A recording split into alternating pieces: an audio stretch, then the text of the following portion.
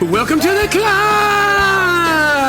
This is a show dedicated to helping singers, songwriters, and indie artists like you create leverage in the music business.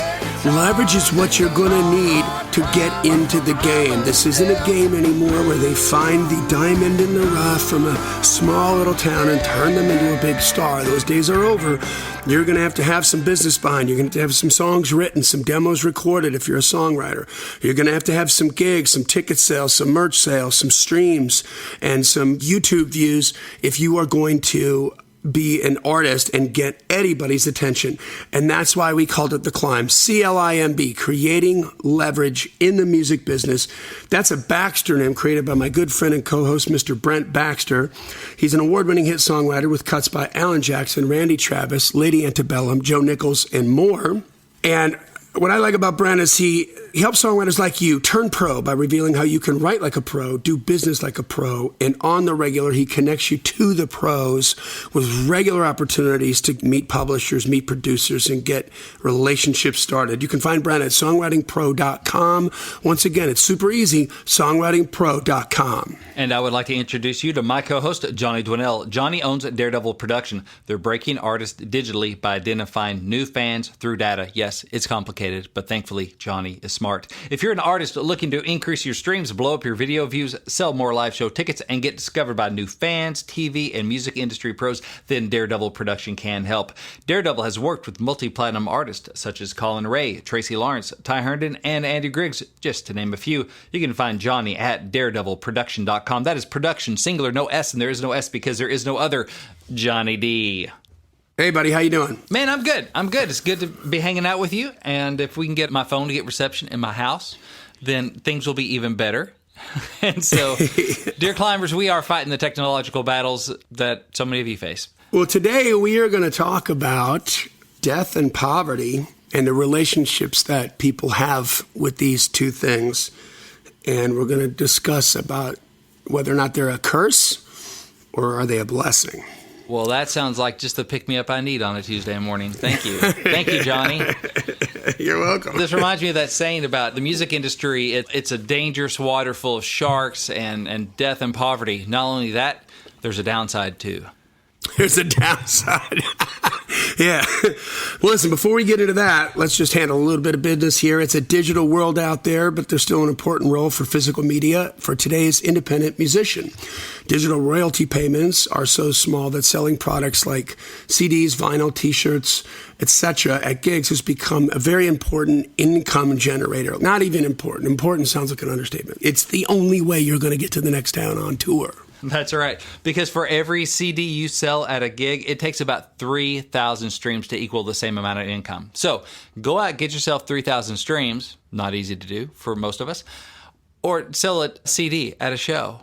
One CD. That's how the math works out. We love streams. Go get as many streams as you can, but we believe that you are leaving money on the table when you do not have merch on the table. Thankfully, our friends at Disc Makers are the place to go for your disc and other physical media, including vinyl, USB drives, and even T-shirts. You can find them online at discmakers.com. That is DISCmakers.com. Or give them a call at 800-468-9353. That's 800-468-9353. And if you haven't joined the Climb community yet, please do so. This is a thriving Facebook group that we've put together, and very proud of it. Brent's proud of it. I'm proud of it. Mm-hmm. It's not the kind of community with 300,000 members, and you go there once a week, and it's the same post at the top because it's like a ghost town or people shouting into a corner. We have real artists, real songwriters sharing wins, asking questions, frustrations, and people helping each other. And it's a really cool place to be. You have to ask to be let in, but we let everybody in, okay? Mm-hmm. Make sure that you subscribe to the podcast wherever you like to receive your podcasts. Make sure that you tell a friend about it. That's the best thing that you could do for us. If you got some knowledge out of this, if we rang a bell, if we gave you an aha moment, then by all means, please tell somebody else about it because we can help them too. And finally, leave a rating and review. We're trying to get to 200 as quick as we can. So take 30 seconds and leave your honest opinion. We hope it's a 5-star, but we read them all. That's right. And speaking of the Climb community, just share a couple of wins. You know, every Wednesday we post a New Heights post, and people can post their wins underneath it. It's where we want you to brag on yourself and celebrate so we can all celebrate together. Brad Hacker says he got his first hold by a major artist. Haven't had a cut, much less a hold, so this is a big win for him, and he's grateful and excited. Nice. Even if it doesn't get cut this time around, he says, I am super grateful. It's a total C.L.I.M.B song, so thank you, Brent and Johnny. So I told him, keep us informed. He's like, I'm on pins and needles. Congratulations. That's awesome. It's not congrats on if it gets cut. No, just congrats, because getting a hold is a big deal. I remember my first one. It was Leanne Womack. Ooh. And, yeah, I could say I've been held by Leanne Womack, if only for a few months. This is the song, anyway. There's a long line of people that want to be able to say that, and yes. You're one of them. You've been held. I've been held by Leanne Womack. And I've also been held by Brad Paisley, and that was weird. Anyway, so congrats, and good luck, Brad. And we have Did the hat get in the way? Which of our hats? That's the question. Oh, I see. Yeah, exactly. Anyway, congrats, Brad. That's awesome. So, yeah, join the C.L.I.M B community. You can post your wins. We have Music Monday, where you are invited to share your music in a spot where people know where to find it. We have social shares on, I think, Tuesdays. You know, there's an organization, kind of a rhythm to the group, so that it's useful. It's helpful. We'd love to have you join us. Absolutely. All right, so let's get into this thing here. Death and poverty. Yay. Can't wait. Death and poverty. I mean, it sounds so negative, but... I turned off the news for this. Actually, it is a positive thing. Yeah, it is a positive thing, of course. But, you know, I listen to Bob Lefsetz. I listen to a lot of podcasts, but I listened to Bob Lefsetz's podcast, and he was interviewing Titus Welliver, who is the lead actor from the hit Amazon series called Bosch. And he was also in Lost. I think he's been in some Transformers movies and a couple other things. I know him as the man in black from Lost. I still don't trust him. So.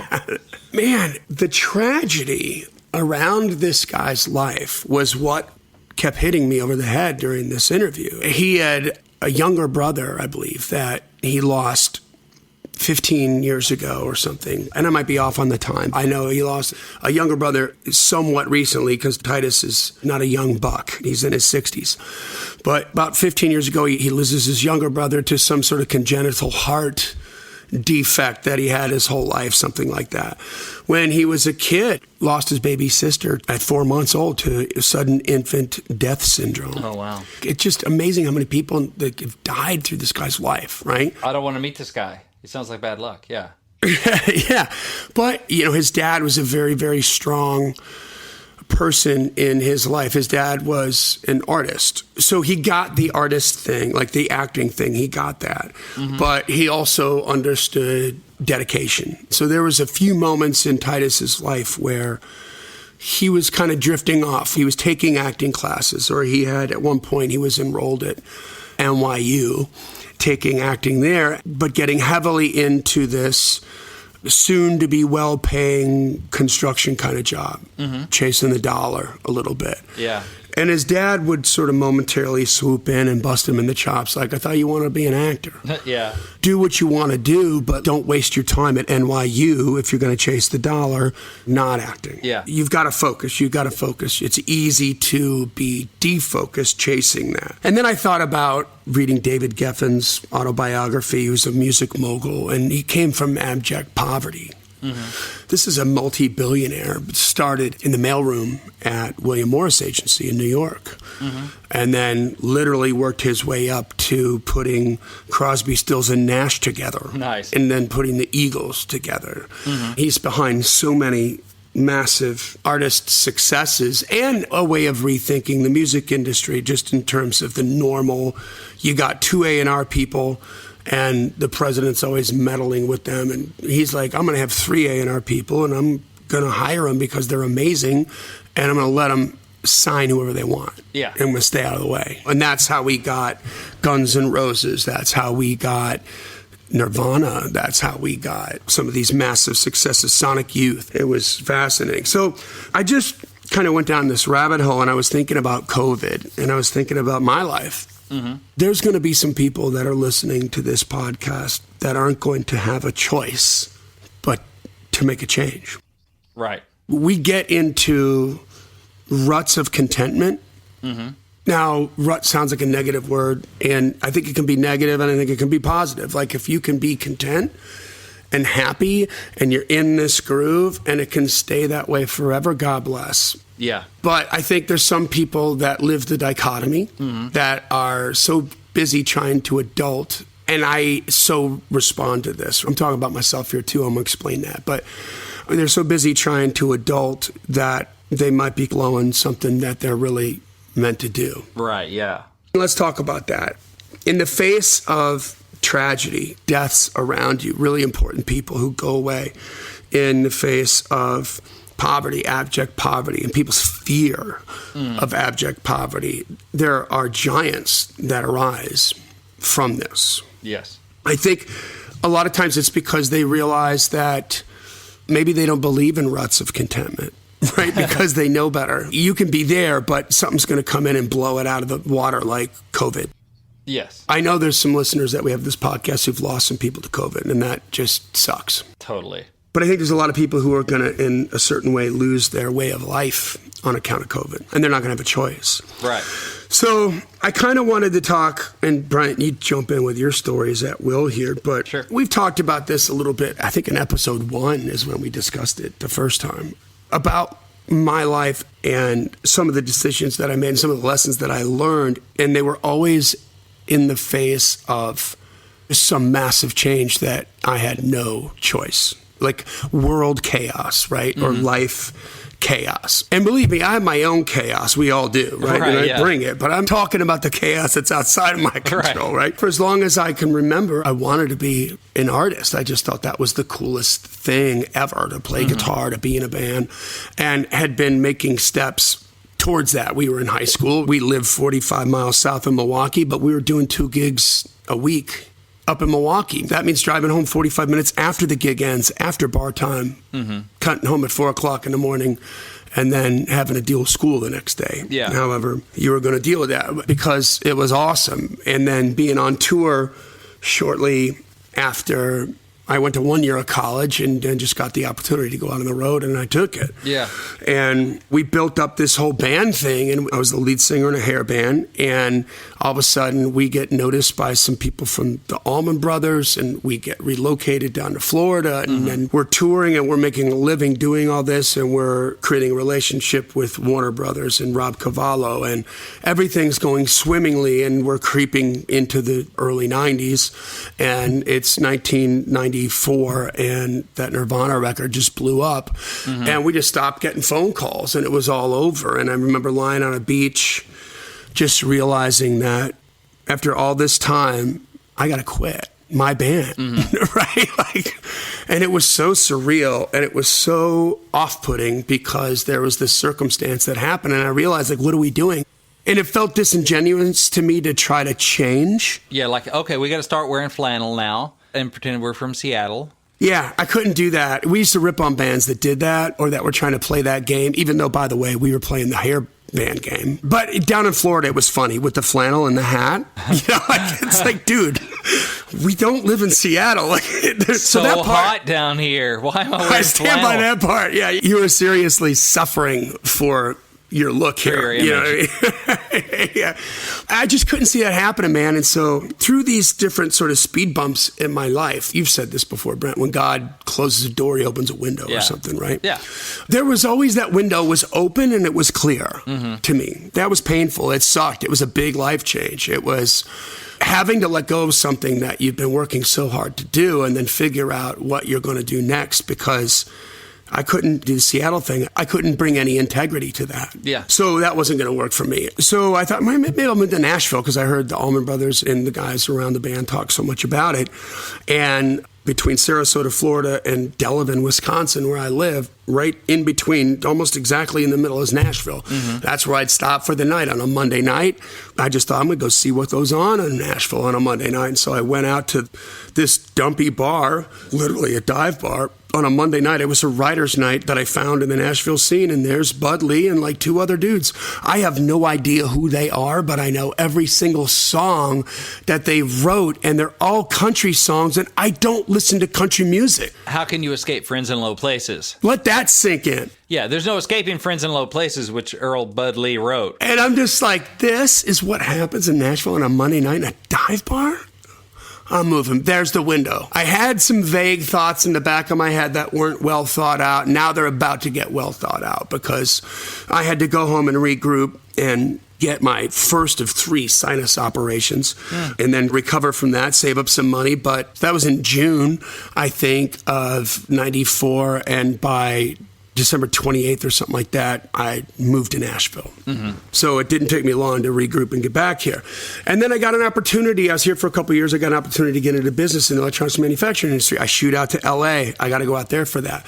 Built up a nice little business, and then that had to end. That was my choice to end it, but the dot-com crash happened, which definitely hurt the manufacturing industry, and then coupled with the terrorist attacks in 2011, manufacturing, if you're young enough to remember, was on its knees. So while I was paid very, very well by a mentor of mine, he cut my percentage a little bit. I worked completely on commission, had my own company. I wasn't his employee, but he cut my commission a little bit, but he cut his prices. So the net result to me was a 50% pay cut. Wow.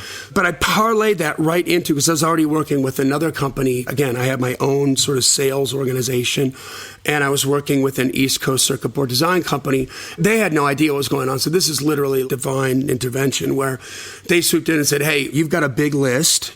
This is where I learned the value of a list and that the money's in the list. Yeah. You've got a big list of 3,300 engineers that work in prototype labs, and we want to know these people, so we'll give you this amount of money if you'll give us that list, and then we'll pay you an executive salary of $80,000 a year plus commission to work these relationships. Are you down with that? And I'm like, hell yes, I'm down with that. It was a struggle to withhold the yes just to be cool, right? Yeah, exactly, yeah. So I worked that for a couple of years, another great relationship. But then finally, all of that world chaos caught up to them and their business in the prototype labs because they design circuit boards. So they're working with the engineers who create the iPhone boards or whatever, all these tech companies. And so they had to contract, and that means the youngest executive, not the youngest, but the most junior executive got to go, and that was me. Once again, now it's 3 in a row. These are 3 major life course changes in a row that I didn't even have the chance to screw it up. And a buddy of mine calls, and he's like, you need to get in the financial industry, start selling mortgages. So I do. And we've talked about this before. I got the radio show. I built up this incredible business and learned the value of content marketing. I learned the very subtle differences. If you're not paying attention to how a platform is being consumed, how one minor tweak can be the difference between abject failure and poverty and complete and utter success. And we did all that. And this is the part I want to get to. I remember going into that thinking, well, this is financial stuff, and I can throw the anchor down here. I can put the tent stakes in. I can dig into this because I was admittedly like a little raw on the nerves from being bounced around. Yeah. And I thought, there's no way this isn't going to end. People are always going to need to borrow money. It's never going to stop. Right. So that's what I did and built up this great business. And guess what? That stopped, right? We had the financial meltdown of 2008. Yeah.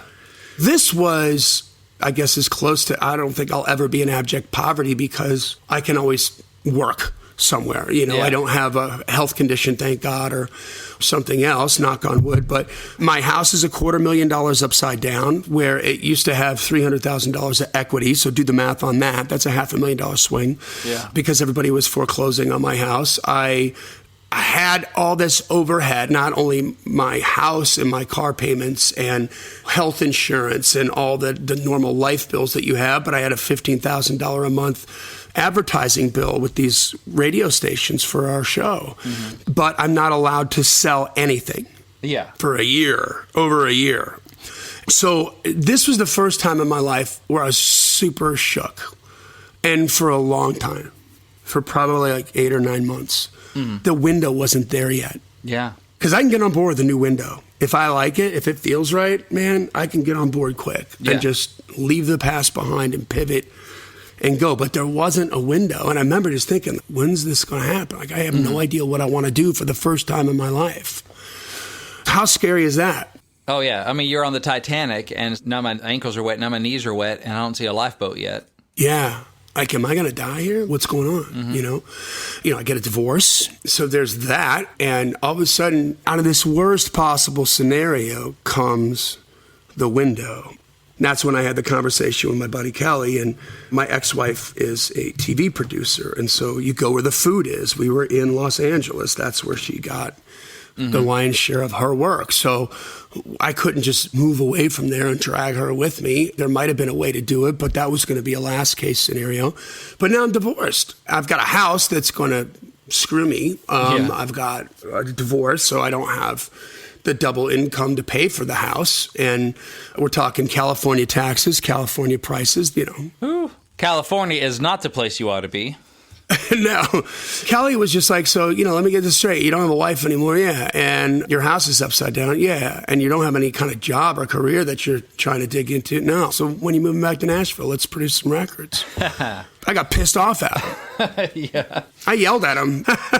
I was like, I just got you telling you get a divorce. Like, we were separated now. That was the day that we separated. I think I had that conversation because he kind of looked to me and my wife. I think we were the voice of reason for him in terms of you can have a relationship and still be yourself kind of a thing. Yeah. Weird side note. But I felt compelled to have this conversation with him, as if he was our child or something. Not that he's a child. Yeah. How are we going to break it to Kelly? I knew it was going to hurt his feelings. Yeah. And I knew it was going to kind of blow his hope, maybe.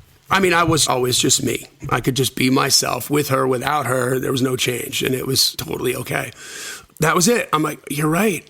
He's cornering me the logic. I didn't sleep for 72 hours, and I make the choice to move back to Nashville, and that leads me down this path. But I lost everything. All of my savings I spent paying the bills and the overhead on the advertising overhead on this company, hoping that it'll come back sooner. Trying to ride it out. It outlasted my savings, and it was a lot of savings.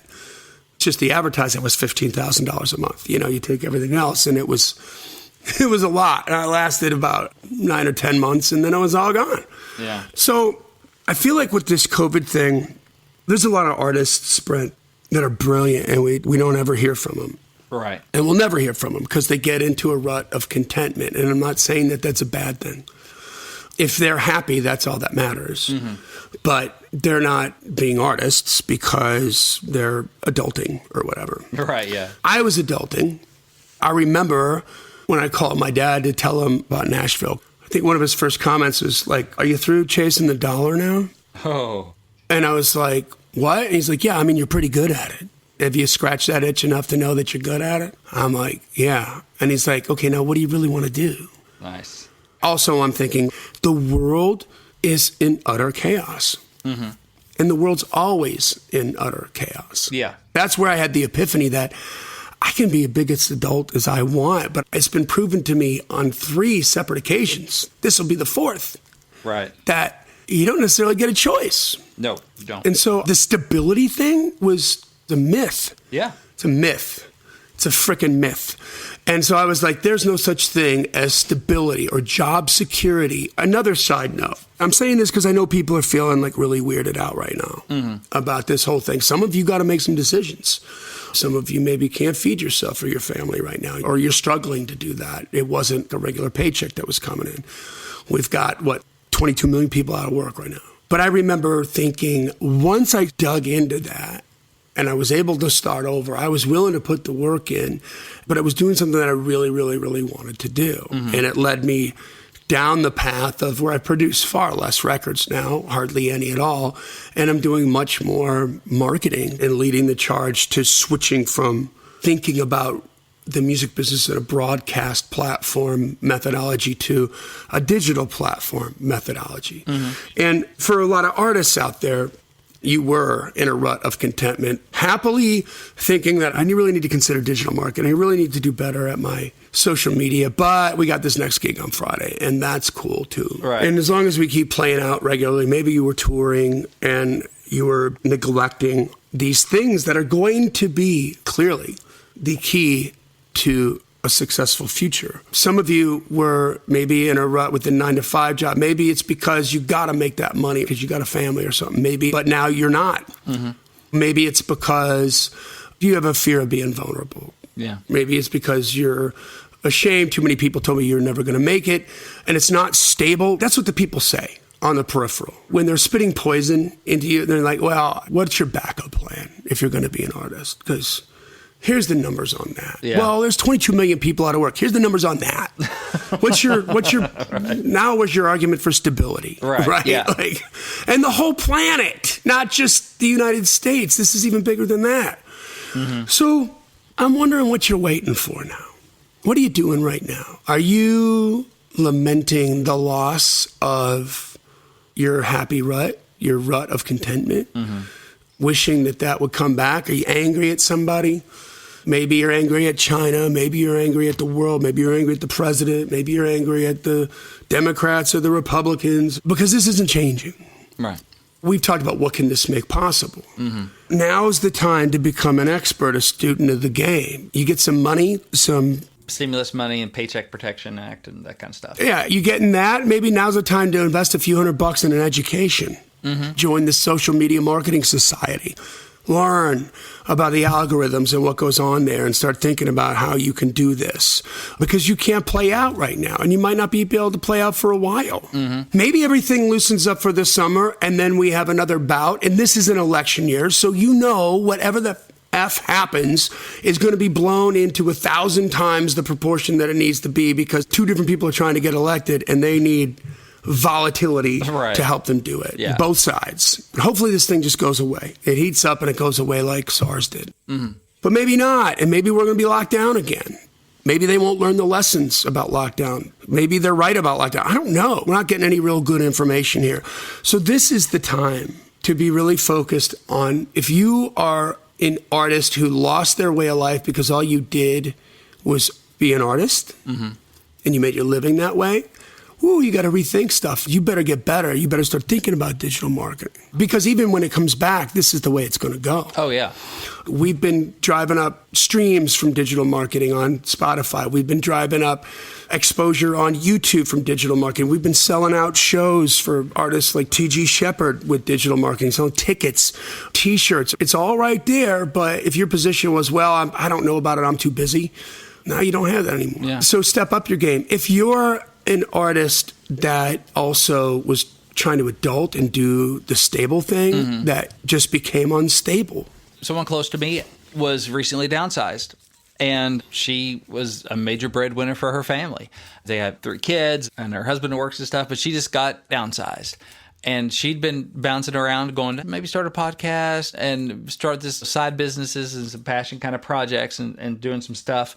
And so she's going, okay, I'm getting paid through this date, and I'm going to get unemployment and a severance, and okay, let's go. And while she's looking for also a steady gig, she's also hammering down on her dream hustle. Yeah. Now's the time to get some proof of that and to lay down some track, and then we'll see. You know, she doesn't know what's going to happen, but she knows that she needs to bring in some pesos.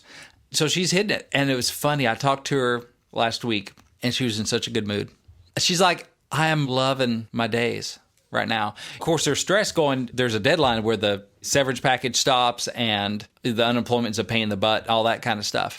But she's like chasing it now and digging in and having some time to do that and building some structure. It's a creative pursuit. She's not an artist or anything like that, but she wants to do her own gig, which is a creative pursuit, start your own business thing. Yeah.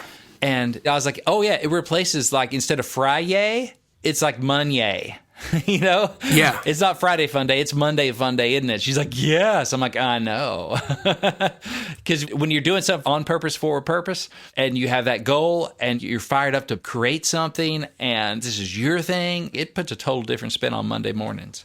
Let me at it, Monday. I remember when we toured the band I was in, Kid Gypsy, after we broke up and I moved to Nashville and everybody went their separate ways.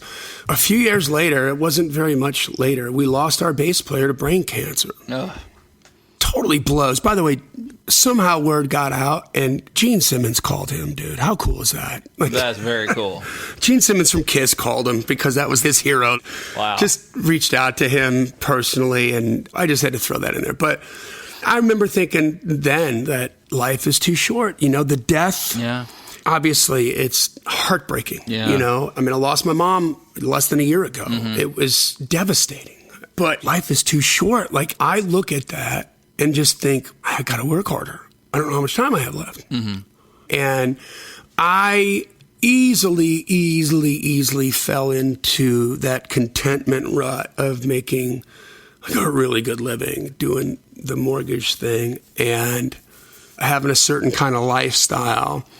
And the hours tick away. And it was amazing when I lost all that. The revelation that I had was that it was a blessing.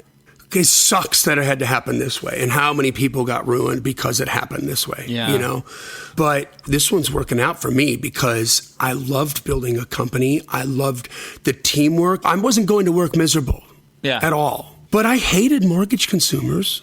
I wasn't being stimulated, you know what I mean? It wasn't scratching that itch for me, that creative itch in any way, shape, or form. Yeah. I got to be Mr. Personality because I had a radio show, so it was scratching that itch for me. But here's the thing, it wasn't enough, and the money didn't matter. But I probably wouldn't have made that choice by myself, maybe. Yeah. Maybe another 5 years of it or something, and I would have gotten miserable, and then I would have been like, okay, I'm not a person that continues to be miserable. It goes on probably for a little too long, and then I'm like, okay, let's go. Yeah. And then I'm out of it, and I'm on to the next thing. But I didn't like it. It wasn't half as fun as making 10% of the money producing records, you know? All right. Wow, man, I'm thinking about that. I'm thinking about everybody with this COVID thing. I'm thinking about you guys. I'm wondering when I hear about Titus Welliver and all the tragedy he's had in his life and how he's used that to move forward. Yeah. What's coming up now, I think it's going to be bad economically, but it might be a blessing for a lot of people if they're not focused on losing it. When I say that I was lost in that time, I wasn't lost because I lost this money or whatever. I had that happen before I know I can make more money. But it was like, damn, I don't know what to do next. Yeah. And that scared the crap out of me. And it lasted a long time. And I think just another note of positivity here. Second, Bob Lefsett's interview, and I'll wrap this up, was talking Bob Rock. It's the most recent one. I love Bob Rock. He produced the Metallica Black album and every album from Metallica after that. Wow. He produced Sonic Temple. He engineered Slippery When Wet for Bon Jovi. He engineered Loverboys records. He engineered New Jersey from Bon Jovi. He engineered Aerosmith's Permanent Vacation record. He's all right. Yeah, he's solid, right? He was talking about the luck and random chance of it all and the art of pursuing excellence. And he says, trust your desire for curiosity and your genuine innocence of the magic of the art to lead the way. He was talking about, and I can't remember the guy's name now. His first name is Shell. I don't remember his last name, but he was a musician and an engineer, and he's an American, and he was on holiday in England and had a buddy back in the 60s at Decca Records. And so he went to go visit his buddy, and while he's waiting in the frickin' lobby for his buddy to come and get him, in walks this dude with some acetates. And back then, that was a demo, was an acetate. And this guy couldn't get anybody to listen to his music. But he's like, I'll listen to it. And it turns out that was Ray Davies. Oh, wow. And he listened to the music, and he's like, I would like to produce you. And so they went, and that was the Kinks, man. Yeah. That was You Really Got Me. And then because of that one moment where he's just in the right place at the right time and decided to listen, boom, he has this huge career. And of course, it's not that simple, right? He's had a lifetime of engineering and all that stuff before it. Right, but if you're at work, or if you would have been at work, but now you don't have the job anymore, where else can you be moving forward? That can create some of that kind of stuff. Use this moment to the best of your ability to eliminate the white noise chatter. The people who are living the dichotomy, who are chasing the dollar for the sole purpose of chasing the dollar, but really getting not a lot of spiritual satisfaction, I think. And they're going to be ugly. They're going to be angry at somebody who is finally going to do what they should be doing and where they belong. Yeah. And if you've lost everything, if your life's been upended, and some of you, maybe it hasn't yet, but it's coming. Maybe it's going to be in July or August when the company finally runs out of money and everything goes belly up. You got to deal with the pain, but man, when the door closes, you don't want it slammed in front of your face with a bunch of expletives behind it, right? Which is what COVID is. Let's just be honest, you know? But this is it. If you're already making money as an artist before, now you better become a student of the game at digital. That's right. And if you are living the dichotomy, then maybe it's time for you to really pivot and start to figure out ways to make money as an artist. I just had a conference call yesterday with one of our clients who wanted to do an analytics review of everything that we've done for their digital marketing. And she's a data analyst at work, but clueless to the details of what happens on Facebook and the data and everything like that. And so we did a Zoom conference, and I'm just showing all this different stuff. And they're like, wow, we get the strategy, see what's happening. This is really exciting. And I'm like, yeah, we're growing. And they've been doing all this during COVID because they can't get out. Here's a situation where her regular job is now starting to connect with, oh, I see what we're doing here. This is just like this or this in my job. I'm like, yep. Yeah. Oh, you can do that. Yeah, man. Let's go. Anything you want to add to that, brother? Man, sometimes getting kicked out of the nest can be the best thing. It can be scary. I remember when I was working at Blue Water Music, and after Monday morning church got cut by Alan Jackson, and I did the math on Alan tends to go platinum. And if I'm just an album cut, this is what this would bring in. Don't quit your job over that. I'd try and talk to publishers and stuff. And then I got called into the office and I got let go. And I was like, okay, I guess I'm on the hunt for a publishing deal now. And that really kicked me into overdrive to go, okay, I need to go get one. I need to go get some income. So that was in that time before I knew that Monday Morning Church was going to be a single. But it really gave me the push to go out there and end up landing a publishing deal at Major Bob Music, which was a really great thing for me. And I still have a good relationship with the people at Blue Water. I'm happy when I see their face every quarter because they collect royalties for me now. Yeah. So, we still have a good working relationship. But that kicked me out of the nest. I was going to go like, let's hang on to this. Let's play safe, hang on to this job. It's in the music business. I don't love it. It's data entry and some stuff. It's pretty dry, but I'm learning the business. I got to meet people and be around it. But it forced me to pivot, and it ended up being a good thing. When I had to go take a sales gig for a couple of years, I was like, I'm all in the music business. After the hit. Yeah, after that. Hit a rough patch and family's growing, but the income isn't. But I was just doing pub deals and writing and went to Starbucks and was writing around that, working like 16-hour days. It wasn't great on the marriage, by the way. And then one of my regulars came through and was like, man, you're always here first thing in the morning with a smile on your face. You're here all the time. Hey, we're looking to hire some sales guys. I like your attitude. Well, thanks. Just as I was having to get real, like, I got to go do something to bring in some more income. Wife was leaning on me. And as usually what happens, I'm out there looking, but then God goes, here it is. Yep. You didn't find that. Let me provide you with this. Here's the window. Because I was just being faithful in the job I had, having a good attitude, doing a good job. If I'd been Mr. Scowlface, then there's no way that he would have given me his card. But we'd chat. He liked my personality, and I was there every day with a good attitude. So he threw me his card, and it turned out that's what I got hired to do. And I hated that job because it wasn't the music stuff. And I went through kind of a wilderness period too. Go, what am I going to do? Writing songs is what I love. It's what I'm best at. I'm okay at the sales thing, but it doesn't light me up. What am I doing this for? But God used that to get me in the truck, that stinky truck, and get me listening to podcasts. And that's when Johnny and I started the podcasting, but started putting the radar what is now Songwriting Pro, which grew enough to get me out of that job. It was still a leap of faith. My wife and I both had to hear from God going, okay, it's time to jump. At this point, we got 4 kids and still one income. Like, okay, go ahead and quit that job now. Okay, God. And he's just ratcheted up some of the crazy, but it's like, okay. And I've bounced back. Now I do music stuff full time. I do Songwriting Pro and I do songwriting. That's it.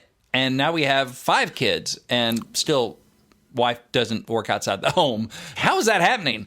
Because I was forced to pivot. When I got in that truck doing that sales thing, I cannot do this forever. What else can I do to get back in the business and do something I love? And there's enough of a window there going, I can go to school and I can study this stuff and I can start building this other thing. And maybe that'll give me the platform to launch out and get back into the creative life. So I hustled on that. My writing suffered for a few years. And so did some of my relationships. But now I'm rebuilding bridges. I'm building new bridges. And you just got your latest #1. Yeah, sitting on a #1 right now. You just got your #1. There you go. Oh, thank you. Yeah. Where's that party? Yeah. When's that #1 party? I'm going to socially distance that party. So I have a #1 with a group called The Sound. It's a Southern Gospel #1 on a song called Can I Get a Witness, which I wrote with Kenna West and Jason Cox, which, Jason, we wrote some of the Skylar stuff together. Yep. So for one thing, I've been writing with Jason for years, off and on. We reconnected. He's just killing it in Southern Gospel and used that pre-existing relationship. After I went back to quit the day job and had more flexibility to write, then I was like, I want to write some of this stuff. Which is interesting how this works. Like when I was writing full time and had country publishing deals, they wouldn't know what to do with a Southern gospel song, with a bluegrass song. They wouldn't know what to do with it. The juice isn't worth the squeeze for them. Give me country songs. Come on, let's pitch to Jason Aldean. Yeah. And on the odd occasion, I would write like a Southern gospel thing if I got in the room with Jerry Sally or something like that, or CCM thing. They wouldn't know what to do with it. And it goes in the stack. But now it's like, I don't need Kenny Chesney to like my second verse for me to make a living because I'm helping songwriters, and Songwriting Pro is doing well enough that now I can have the freedom to go, let's go write some Southern gospel. Because the numbers on Southern gospel financially is nowhere near country. Just a smaller market. But it's one that I value because the way it feeds people and the way it serves people. And there's things about it I definitely like. And God just kind of opened those doors. And Jason was kind enough to usher me into writing with him and Kenna and some other people. Then all of a sudden I'm stepping into this world at a very high level. It's like writing with the Shane McAnallys and Ashley Gorleys of country, but in the Southern gospel world, people that are just slaying it. And I have the freedom to do that and invest some time in it because I don't have a publisher going, how is this going to get you recouped or whatever. I have some freedom to do that, and I'm enjoying that. And I'm starting to get cuts and releases, and we just had our first #1. It's like Kenna's 30-something and Jason's 20-something probably in that world, and my first. But it was a pivot, and that's definitely satisfying to go, okay, we hit the pinnacle. Smaller market, but it's fun. And where is that going to open doors and pivot? And I'm just getting to write. I just love writing. And I'm writing country stuff and bluegrass stuff as well. But those are times where the pivot wasn't something that I sought out. I wouldn't be doing Songwriting Pro today if I hadn't have... Congratulations on that, by the way. Thank you. Super proud of you. And we should maybe interview Jason. Yeah, we should. And maybe Jason and Kenna, but definitely Jason, because I think that's some interesting stories. He's bounced around between genres, too. And I bet you he's got a lot of really good stuff to say. Huh? And the funny thing about Jason, he and his wife are killing it in real estate down in Brentwood. I saw their face on a billboard. Really? And they're doing real estate, and he loves it. Back when I was looking at trying to pivot and kind of looked into real estate, I took him out to lunch. And he's like, I write a couple days a week because that's his creative itch. So for him, it's not about the money, but he's making it in real estate and doing really well. And he enjoys that. He enjoys helping people get wins, find their houses and stuff. Real estate, as you know, can be very lucrative, but it also gives him some flexibility to go write songs and scratch that itch. So he's living the life, man. Yeah. He and Ken and I'll be in the room, we'll be writing, and Ken and I are bouncing something off. Jason just kind of goes away for a minute and he's typing, and we're like, he's not working on lyrics. Like, Jason, are you selling the house? Are you selling the house right now? He just made more money right now than we're going to make off of this song. Thanks, Jason. Thanks. You would give him a hard time. So that's interesting, too. That's a pivot because he'd been doing music full time. Now he's doing real estate and music, and he's killing it at both. He enjoys the gig. And so everyone has their own mix of what's going to work for them in the music business, because it'd be really hard to scrap out a living just as a single income Southern gospel songwriter. Yeah. But that's where the doors have opened up. He doesn't rely on that to make his house payment. Yeah. And neither do you. Yeah, neither do I, which allows me the freedom to go and play and explore and go, let's write some bluegrass or let's write some Southern gospel and let's keep aiming country and do that stuff too. But hey, if Blake Shelton doesn't like my bridge, I keep my house. I'm not out of a gig. You can't fire me, y'all. Yeah, that's right. Because you work for your damn self. And what's funny, that person I was telling you about earlier that got downsized, she called me and she's feeling all the emotions, and I was like, congratulations. You're not unemployed. Today you became self-employed. She was like, ooh, Yeah, that's right. Because she'd been dabbling in this thing. It's like, oh yeah, now I work on this thing. Congratulations, you're self-employed. You'll never be unemployed again. Oh, I love that, man. Once again, dude, congrats on that #1. And Thank you. That's all I got to say about that. I mean, have you seen that post about being born in 1900 yet, Brent, on Facebook? No, I haven't. It describes your life if you're born in 1900 in the United States. By the time you're 15 years old, the whole world is in World War I. And it's massive chaos. And then just as World War I ends, that's when the Spanish flu kicks off, that pandemic, which killed 50 million people across the planet. Wow. 50 million people. And that starts when you're 18 and it lasts until you're 20. And then the Great Depression kicks in by the time you're 33. And you start to come out of that. By the time you're in your early 40s, World War II is starting. Mm-hmm. And then in the early 50s, you got the Korean War that happens. And then there's a 20-year conflict in Vietnam that goes on. this is life. Yeah. It's full of freaking chaos. Some of it is bad people doing bad things. Some of it is natural stuff that makes people do bad things and act like idiots. But it's never going to be perfect, and it's always going to be chaos. So choose wisely on what you're spending your time doing. Just make sure that you're doing what you're supposed to be doing. That's all. By the way, if you were born in 1900, you didn't get a microwave till you're like 80.